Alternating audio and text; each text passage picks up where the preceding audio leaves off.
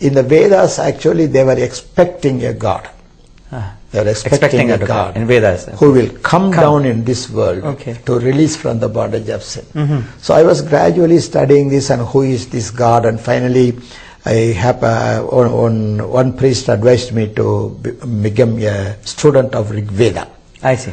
And as I started studying Rig Veda, there's a beautiful portion in the 10th portion of Rig Veda. It is called Purusha Shukta. Purusha Shukta, the beginning first 5 songs are talking about the creation of the world. And the rest of the song says how God himself become the Redeemer for sinners by sacrificing his body. His body. I see. Okay. So in Azur Veda, there are a lot of things mentioned about animal sacrifices. In Samaveda, there is one portion.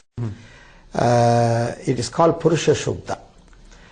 Purusha Shukta, the beginning first 5 songs are talking about the creation of the world. And the rest of the song says how God himself become the Redeemer for sinners by sacrificing his body. I see. Okay. So in Azur Veda, there are a lot of things mentioned about animal sacrifices. In Samaveda, there is one portion called Tandiya Mahabrahmana, in which the saint says, Prajapatir Devapyaham Admanam Yagyam Krudva Prayachi. Prajapati. Pati means Lord, and Praja means people. So it is the Lord of the people who will take a form of human body to be offered as a sacrifice for the remission of sin. This actually, I asked my priest, my gurus and my elders and the leaders of the religion, why we do not have a temple for Prajapati. We have a lot of temples for other gods and goddesses. Oh, there's no Prajapati? But there's no temple for Prajapati. Nobody is teaching about Prajapati. Nobody explained who this Prajapati. So this priest, he was a very learned man, and he told me in many areas, either from the Brahmanas or Agamas or even from Upanishads and Rig Veda, he quoted so many things which are very interesting. I have something written in my book. I have written all these things in a book. Oh, I see. And there are some beautiful points which I would like to tell you, not only to you but also to the audience, so that they can make a reference. See, there are many parallels. Religions are made only for good things. No religion teach go and steal, just go and beat somebody, don't go and do adultery. No religion. All religion is teaching only good things. But religion is not salvation. You can be a religious person, the same time you can commit sin. That is even in Christianity, there are so many Christians who commit sin. What about gay marriages in foreign countries? The Christians. Is this allowed in the Bible? No. So many people after marriage they get divorced. Is this allowed in Bible? No. So they can be religionists, but at the same time they can be sinners. So religion is not the way for salvation. It's only the grace of God. So here regarding the Purusha Prajapati, there's some saying there's one Upanishad called Chandogya Upanishad.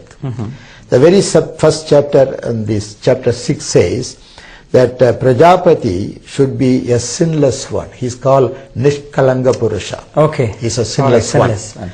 And in Sadbada Brahmana, 13th chapter, it is written that Purusha sacrifice, the man is completely separated from other man.